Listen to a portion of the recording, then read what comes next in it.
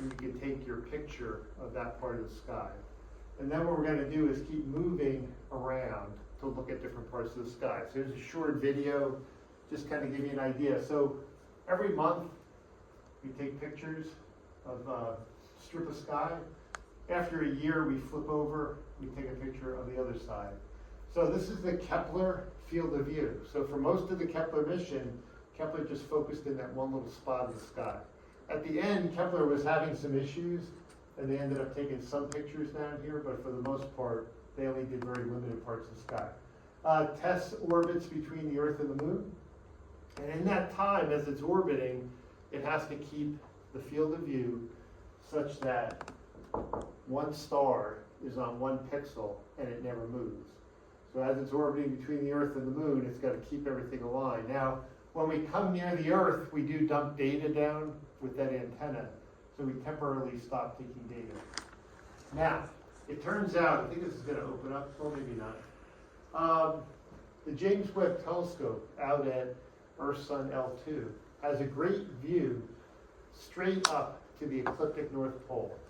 So if you think about your right ascension declination coordinate system, straight up or straight down, the Webb telescope can keep the sun blocked while it takes a picture of the sky. So this is where the Webb telescope would like to be pointed. So we made sure we collected lots of data, 1 year's worth of data at the North Pole, 1 year's worth of data at the South Pole. So any transits that occurred during that year, we captured for the Webb telescope. So they would have good targets to point at for potential Earth-like candidates. And so that's the picture here, is that every month you're moving this blue strip around, but there's a lot of overlap towards the pole. So this is, again, this is where the Webb telescope is. So you figure it, every month we're moving the strip, but one of the cameras is always up at the pole. So you get a whole year's worth of data at the pole. You only get a month's worth of data down here. So you might find a transit one time, but you don't see a follow-up, right? So you can't really say it's a planet unless you see a transit a couple times, so you know it definitely was not bad data, it was a planet. And so for many of the test candidate planets that are down in these sectors, you just don't know. It's like, okay, well, we found it once, but we moved on before we saw a second one. But for up here, you've got a whole year's worth of data, and even up in these areas, you've got quite a bit of data coverage-wise. Now, the mission's been flying for 6 years. So after the first 2 years, we went back and did this again and did it again. So we found some other planets every time we come around. Okay, so this is a picture of what Kepler did. So in the world of proving that exoplanets were out there, you could find them with transit science, and how plentiful they were, Kepler just stared at 1/4 of a degree, I should say 1/4 of a degree of the sky, right? A small sliver. But it looked out 3,000 light years. It's a telescope. But NASA can't study, the starlight's too dim. You can't study exoplanets out here. You want exoplanets in there. So that's why we built TESS. So TESS is only focused on a 300 light year area, but all around our star, with the hope you would find close by exoplanets for follow-up research. And so this tool was invaluable, Kepler, in just proving you could use this photometry tool to find planets, and it was invaluable in proving that planets are ubiquitous, that most stars have planets, because we found a ton of them. But it wasn't good because you can't follow up on many of these ones that are very far away. And so TESS doesn't have a telescope. It only has cameras. And the goal is to find the closest exoplanets to Earth. Okay, so after 5 years, we got it built.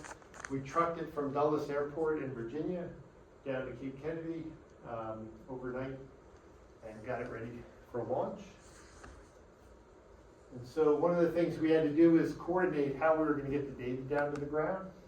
And so this is out at the Goldstone, California site at Fort Irwin. There are 34-meter diameter dishes that can be used for communicating at high rate to great distances. So these were the telescope, or the antennas we were going to use. There are 3 of them placed around the world. There's one in Australia, there's one in Spain, and then the one in California.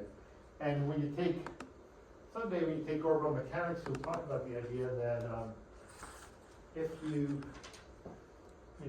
take the Earth and you take California and Spain and Australia, this is the North Pole, Australia, and then if you're orbiting out here between the Earth and the Moon, and here's your satellite, and you want to be able to communicate to Earth, as the world is turning below you, one of these sites, Canberra, or California, Australia, or Madrid, Spain, are going to be in view of your satellite. So these are set about 120 degrees apart on the Earth's surface so that you can always be able to contact Earth from space. That's the goal. That's the one in California. Okay, so this is down before launch. And this is the camera. So when NASA builds a telescope like this or a camera system, we usually put covers on the top because inside the rocket as it's launching, a lot of debris flies around. And we're always worried about debris getting inside these shades. But it turned out that our scientist up at MIT was worried that if the covers didn't come off, the mission wouldn't be able to be executed, right? If you had a cover and you had like an explosive charge or wax on, we sometimes put like a wax seal, then we heat up the wax and the cover opens up, springs open. If that didn't work, the cameras would never be uncovered in space. So he asked that we launch without any covers at all. So we actually ended up working with SpaceX, and we spent about a week on our hands and knees cleaning the inside of the rocket fairing to try to make it as clean as we could so as to be the least amount of debris flying around inside with the hope it wouldn't fall into the camera. So when you get to about maybe 5 days from launch, you fuel the satellite. So when you think about putting fuel in a satellite, we put about 100 pounds of fuel inside the satellite. It's extremely toxic. It's can kill you if you breathe it in. And so only a few people are allowed in the room during the fueling exercise. This is a closed circuit TV. I took a picture of the closed circuit TV from another building. We have to be at least 1,000 yards away in case the building explodes while they're doing this. But so this is one of the last steps before you launch. And so that 100 pounds of fuel will last the satellite at least 100 years by being put in a stable orbit. So we can continue to do research until NASA wants to turn it off. So give you an idea of how small these satellites are compared to the Falcon 9 rocket. We're about 2 miles from the launch pad. And so about maybe 3 or 4 days before launch, SpaceX shows up with the fairing of the rocket. We take it into the clean room area. We open up the rocket fairing, and it can't, once it's split apart, it'll start to bend and fold. So this strong back system is used just to kind of hold it steady while they pull the 2 sides apart to put the satellite inside. What you see in here is sound deadening material, because during a rocket launch it gets so noisy inside the fairing that the sound bouncing around could actually cause vibrations in the satellite and cause damage. And so we try to absorb as much of the sound as we can, especially when you've only got a little satellite and a lot of empty rooms. So, but we needed such a big rocket because we needed to be pushed all the way out to the moon. So even though we're small, we still needed the big rocket. So if you're familiar with SpaceX operations, they put the rocket together in a building down the hill, and they do it horizontally. They're the only rocket company that processes horizontally. They lay it down, they take that fairing and they turn it sideways and they plug it on, and then only on launch day they roll it out to the launch pad, and this strong back here lifts the whole thing up vertical for launch. And so all the way out to launch day, you're always on the horizontal being processed and being ready. So this is our launch day. We scrubbed this day because it got too cloudy and windy. The rocket, but we launched 2 days later.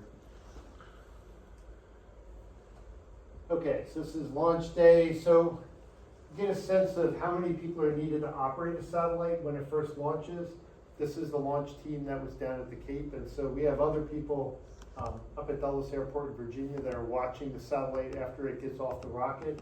But this is the team that came down to get it ready for launch and give the okay to go to launch, right? So I had to go, in other pictures I'm missing, because if you launch a satellite on a Falcon 9, they ask that you go to their facility to give the go, no-go for the satellite, to say we're ready for launch. And so their facility is in Port Canaveral.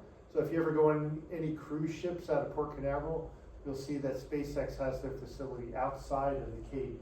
And so I had to be there in their building. This is a building on Cape Canaveral, and so the rest of our team stayed there to kind of monitor the satellite before launch. So, okay, so I'll give you a quick view here of the inside of the fairing. So this is that inside of the fairing looking up from the bottom. There's a GoPro camera. And what you see here is the bottom of the satellite. This is the antenna here. So this is the satellite sitting in the fairing. So there was a moment where we almost had to cancel the launch, because when you launch a satellite, right before you launch, you turn everything on one last time, every part of the satellite. You see that it is operating okay, and then you turn it back off. And so we launched with everything pretty much turned off except for the main computer. But so when we went around and turned everything on, we have a star camera that helps us orient in space. So it looks at the stars and tries to figure out how we're oriented. And the star camera said it was broken because it was seeing a really bright light. And so we couldn't figure out what was it seeing. It's inside a fairing. And so I was gonna say, let's just go ahead and launch and we'll figure it out later. But my lead engineer said, no, let's get a picture from the GoPro camera. And when we got a picture from SpaceX that, as we're waiting to launch, it turned out that this hole in the side of the fairing was shining light on that star camera. That's why it was seeing bright light. So anybody have an idea why there's a hole? There's a couple of them, but there's a hole in the fairing. Yeah. Because during ascent, you're going into thinner atmosphere. You have to bleed out all of the air inside the vehicle. So those holes are critical to making sure that you don't burst the top of the rocket on the way up. And so the other thing about it is, if you ever saw the Webb telescope launch, the Webb telescope had that big star shade made up of lots of layers of foil, and it has to fold up at launch. There's a lot of trapped air in between those layers.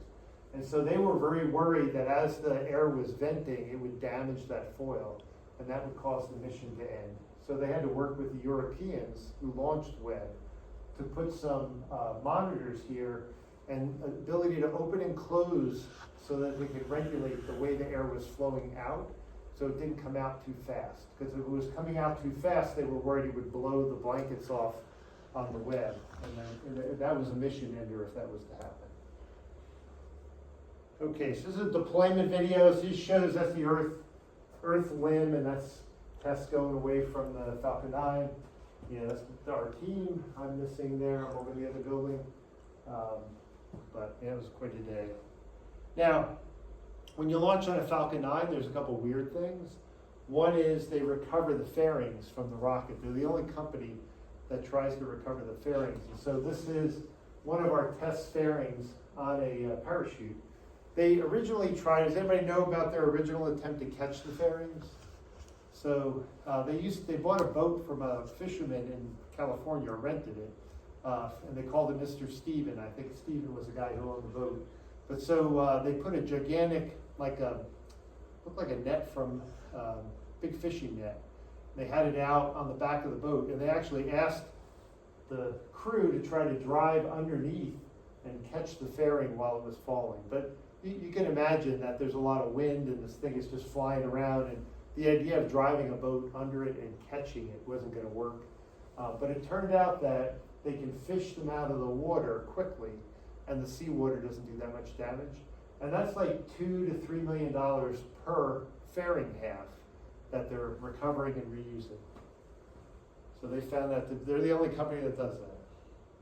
So the other thing is, about a week after launch, I was stayed down at the Cape, and I got a phone call to go out to the wharf, and our first stage was coming back, right? So that's the other big thing about SpaceX. is our first stage had landed on this barge out in the Atlantic. Took about a week to drive it back in, but they're going to then reuse that. And I think some of them have been reused up to 20 times or so now, so they're pretty good at reusing them. Okay, so when you think about getting a spacecraft into orbit, let's just talk a little bit about what that looks like. So remember, we're going to orbit between the Earth and the Moon. So here we go. We're going to launch out of Kennedy, launch out over Africa. The SpaceX second stage relights over Africa and shoots us out almost to the distance of the Moon. And when we get out here, we have to fire the thrusters on the spacecraft right here. And by firing them at apogee, or furthest point away, we're going to raise our perigee, or closest spot, so we don't run back into the Earth. We're going to fire our engines again to raise our apogee. So if you fire your engines at one end of the orbit, you raise the other end of the orbit. And we're going to do that a couple times, using up a little bit of our fuel. And what we're waiting for, you'll see fire the engine again, fire the engine again. Here's the Moon. We're trying to align ourselves a month later with the Moon. That's the Moon's gravity pulling us out of our orbit and putting us into a final orbit. So that's no firing of an engine. That's just the gravity of the Moon affecting the orbit of the satellite. And so it threw us down out of the Earth-Moon plane, and it puts us in the final orbit. Here's the Moon, final orbit that we want to get into. And the goal there is, by not being in the Earth-Moon plane, we get away from what factor? What do you think we've eliminated by going to such an extent to let the Moon pull us into this orbit versus just staying in an orbit between the Earth and the Moon aligned? There is gravitational field? The gravitational field in some way, but another big thing is eclipses. So if you're driving between the Earth and the Moon, at some point the Earth is going to eclipse your satellite, and you're not going to have, you have to go to battery power, you can't use solar panels. By getting out of that plane, we're able to live with hardly ever having an eclipse of the Earth or the Moon. This orbit takes 2 weeks to go around. So the Moon takes 1 month to go around. And so 1/2 of the time as we're orbiting, the Moon is on one side, and its gravity is kind of pulling us to that side. The next time around, the Moon is over here, it's pulling us to this side. That's why we can last 100 years on orbit with only 100 pounds of fuel, is that the orbit is stable because the Moon is shepherding it, kind of pulling and pushing it to keep it in that orbit. So it's synchronized, it's kind of like being at a L2 or L1, it's a synchronized orbit. Okay, so that's the first picture we took. And we talked about before, right? There's a denser part of this picture where it's probably going to be hard to do photometry on individual stars.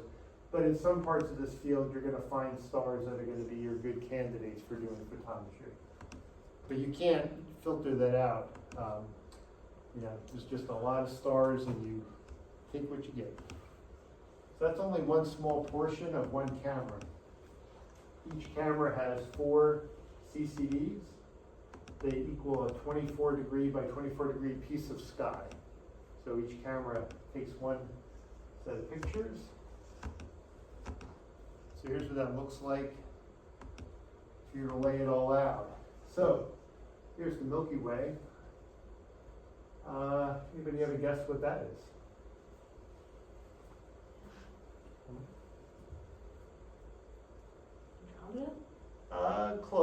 Closer to us. Closer to us. It's one of the Magellanic Clouds, right? It's one of the kind of partners to the Milky Way. So it's a close by grouping of stars. This is reflected light coming in and bouncing around inside the cameras from Mars. So it turned out that any object that's bright in the sky, like Mars, Venus, could cause stray light inside the cameras. And so that pollutes maybe one portion of your field of view at any given time. You can sometimes see the stars through that haze. Sometimes you can't, and you just have to live with it. So remember, this is the size of the Kepler field of view. So for every time Tess takes a picture, you think about how big that picture is compared, and we're doing photometry, 64 megapixels for each camera, right? So we're doing photometry of millions and millions and millions of stars at a time versus this one small field of view. But each mission had its different focus.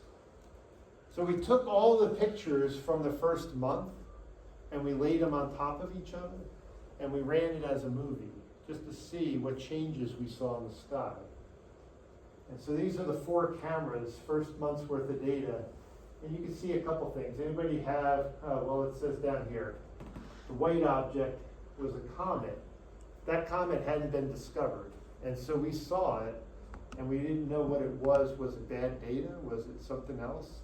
And so it turned out that at the week that we were observing, somebody discovered this comet. So we were able to do some comet imaging. You see some stars turning on and off. That's not transits. Some of these are just stars that are your pulsars and things like that.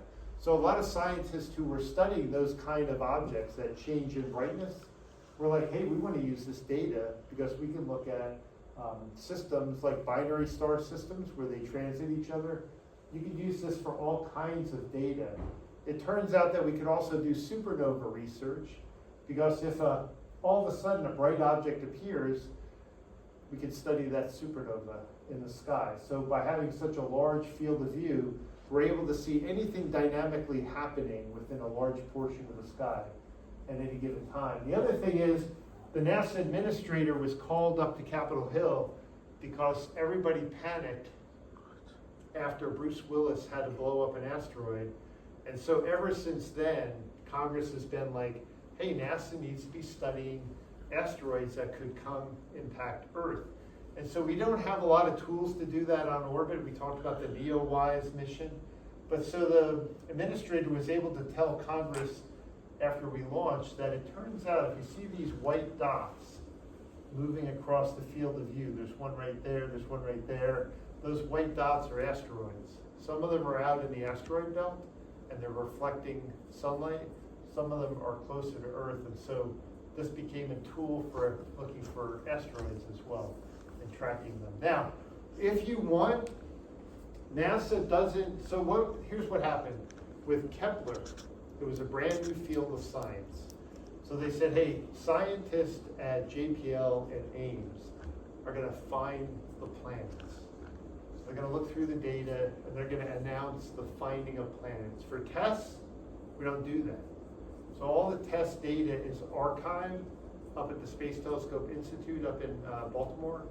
And anybody can go get the data, and I know you tried, right? But I did find it, yeah. You did you find the algorithm? You Yeah. able to process it? So you should be able to get the data and the algorithm so that you could try to look for your own planet.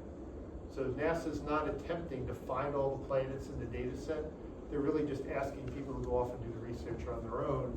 Now that we know transit science works, they're like, well, here's the data, go for it. So, okay. So when you think about studying objects in the sky, there are many things that you could look for. And one of the things is variations. Again, this is test magnitude or brightness on this scale. And you can find stars that have all different kinds of patterns of variability, right? You could say, wow, look at that star. Is it pulsing up and down? You could have really rapid changes in brightness, and you're like, wow, is that star having like a star quake? It's having like maybe it's giving off a big solar flare or something. So it turns out that people studying solar flares on other stars, people studying pulsars, people studying all kinds of things can now look at test data to look at variability in star output. That might not have anything to do with exoplanets, but it provides a new tool to study kind of these time-dependent fluctuations and try to understand what goes on in different stars. The other thing we talked about was this idea of looking for supernova. So supernova occur, 4 or 5 times a century per galaxy, but there's a lot of galaxies out there. And so you can now, what usually happen is that somebody would see a bright light in the sky. They would say, oh, a supernova occurred. and everyone would study it. Well, that's right here. But then everybody said, all the astronomers, like, how does the supernova get started? How does it happen? What's the time it takes for it to build up? So we could try to understand the physics of what causes a supernova. So again, with TESS being a large field of view camera, they're able to say, hey, we saw a supernova. Let's go back and look at the TESS data. Oh, here's the data before it actually exploded, and then here's the data while it's exploding.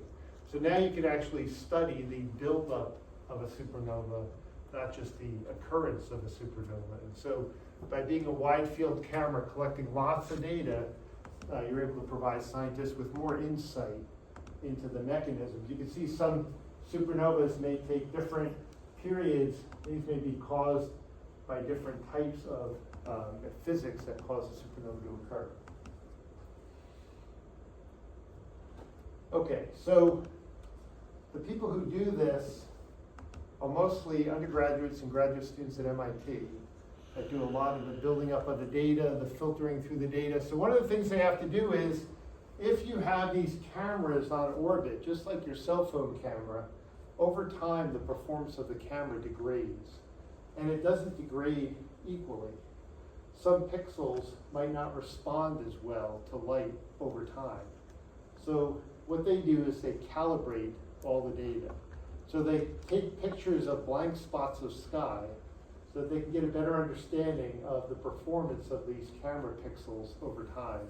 So that all the data can be calibrated to be accurate across this whole camera CCD. And so they have to make sure that when you look at the data, anything you find shouldn't be a problem with the camera, but it should actually be true data from a star. And so they have to do all the calibration, make sure the cameras are working accurately. The other thing, when you someday work on a satellite and you're trying to think about how to build your computer system, MIT did a good job at building their computers so they could be reprogrammed in space. So after we finished the 2-year mission, MIT said, hey, we'd like to change to take pictures every 20 seconds instead of 2 minutes. We'd like to lower the exposure because we think we could see more small variations in star output if we lower the exposures to 20 seconds. Well, they could do that because they have programmed their onboard computer to be able to change the duration of the exposure. So then now you can monitor those little fluctuations in star output, not just for exoplanet science, but for other science. So they also said, hey, every 10 minutes, we want to just snap a picture of all the stars in the sky, and we want to build up a big pile of just full frame images, all the images we're taking. And that again would allow you to look at other things happening throughout the sky. And the big thing is they put together this effort to really allow for anybody to go off and try to go through the test data and look for exoplanets. Okay, so let's just kind of wrap up with what's the goals of the mission. Now let's go back to where we started. So if you looked at Kepler, all these gray circles are exoplanets that Kepler was able to identify. And this is a scale of the size of the planet in radius, and here's the Earth over here at 1, and the distance away from the Earth in parsecs, right, starting at 0 over here and headed out. And so you can see that most of the Kepler planets are large, and they're mostly way out here where there is no way to do follow-up research. There's not enough light from those stars. So the goal with TESS has been to move forward where you're finding closer to Earth planets, and you're also looking for more and more planets that are down towards 1 Earth diameter. So there's a debate right now in exoplanet world. How big can a planet be before it can't look like the Earth? We're not sure. Some people think it's 2.5 times the size of the Earth before a rocky world can't be formed. Some people think it's 1.5 times the size of the Earth before you end up more like a gas ball like Uranus or Neptune and less like an Earth. And so there's a lot of debate right now in the community about where the Earth-like planet limit is but it's somewhere in 1.5 to 2.5. So we don't know enough about enough solar systems to definitively say the answer, but the goal is it's got to be somewhere down in here, because it doesn't look like planets up in the 3, 4, 5 times the size of the Earth or able to form as rocky bodies. We haven't found one yet. Okay, so again, you build the telescope, you put it on orbit to answer a question, but then once you put it on orbit, you think about all the other science that you might be able to do. This way that telescope, like Hubble, becomes more useful for many different science disciplines. And so you have to invest a lot of money, and so once you've done that, you want to make them as useful as you can. Okay, so we'll go through. We'll end here that when we finished building, test, and put it on orbit, I had to do one final briefing to NASA to say, so how's it going? And well, it turned out that we were able to get into our orbit. We didn't think we'd have any eclipses for at least 20 years. We thought we'd be stable in our orbit until at least 2038, more like 100 years was our prediction. The cameras were working well. The calibration of all the data was working well. We were able to compress a lot of the images on board to provide, more data down to the ground with less bandwidth used. Let's see. Yeah, so the biggest problem we had was, so let's just kind of venture into spacecraft building for a second. We made 2 horrible mistakes, and luckily we were able to recover from 2 horrible mistakes. So what you'll learn when we go through spacecraft systems is when you fly a satellite, so here's tests from the side, it's important, if you can, to build them symmetrically. Because remember we've talked about the solar wind, right? And solar radiation, you have all these waves coming out from the sun. It's pushing against the satellite. And so it's pushing against all the surfaces. And so if I was to make a kind of an XY plot here, I'd like the center of mass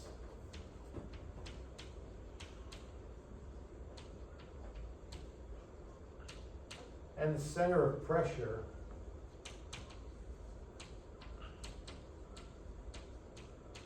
to be at the same place. So this way, I've got this beautifully built spacecraft that can hang in space and the sun is pushing on it. It's not tipping or tilting, it's just sitting there evenly being pushed on by the sun. And I can control it by having that center of pressure right in the middle so it doesn't want to tip in any one direction. So we built tests to fly on a really small rocket, and then the Falcon 9 was chosen. And the scientists said, hey, those cameras, they would really like to be better protected from stray light from the sun and from the earth.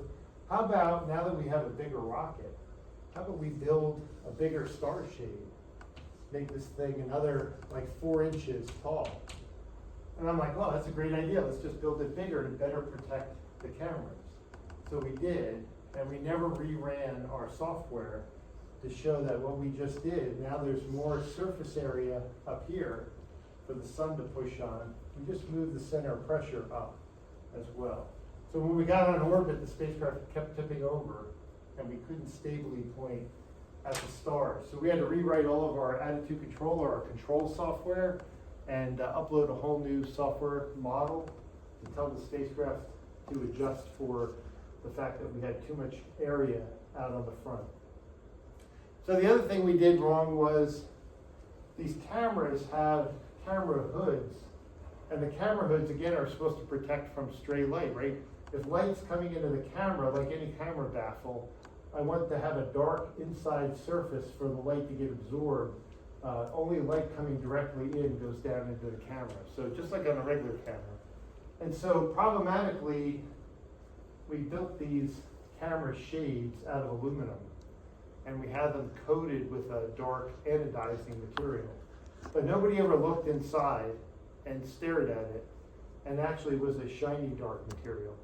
So if we do get stray light, that's why there was that haze from Mars. It turned out we do have stray light bouncing around inside and polluting some of the images. So So even after 5 years and a lot of thinking, these things don't always go well. So that just gives you an idea of what happens at NASA when we have big astronomy questions to answer. Now we have to develop a specific set of tools to gotta go from lack of any knowledge to learning a little bit more, with a final goal of, in this case, trying to find life outside of Earth. So, okay, so that's one. So now what we're gonna do next on Monday is we'll start talking about exoplanet research, all of it, and then start talking about some of the planets that have been found, different kinds of characteristics and what we know about them. So, everybody have any questions? Okay. Oh, good. What ways have people thought of using to find life? I mean, So- what indicators are they looking for, and also what's the difference between an exoplanet and an exomoon outside of that when the exomoon probably just orbits around an exoplanet? That is the only difference. So, Oh. so in the movie Clara, that was an exomoon, right? That was an alien created exomoon. So it's exomoon being, yeah, the moons of exoplanets. Yep, exactly. And then the first one was, which you asked about. Ways for finding life, possibly. Yeah, so Oh, that's a good if- question, correct? there's a lot of people trying to figure that out. So Sarah Seeger up at MIT is one of the chief investigators of, so what would it look like to find life? And some of them could be just characteristics of the atmosphere. Now, you could think negatively, like if you see a bunch of greenhouse gases in the atmosphere, and say, are they polluting their atmosphere or something? Like you could see negative signs that might, but that's very Earth dependent, like that's our brain thinking, right? But could you find at least oxygen and other things in the atmosphere that might indicate life is giving off gases or absorbing gases, right? So and it's really just atmospheric research at this point. Mhm. That's about as best you can do. So you're trying to find indicators in the atmosphere that there's life on the planet. So using our atmosphere kind of as your model. But again, life outside of Earth might look very different in how it interacts with its atmosphere. So, anybody else? Okay, if you have time at 9:45, I think you're all invited to come up to room 266. Jeff Yoder will be here. If not, I will see you next Monday, and I'll have your test back.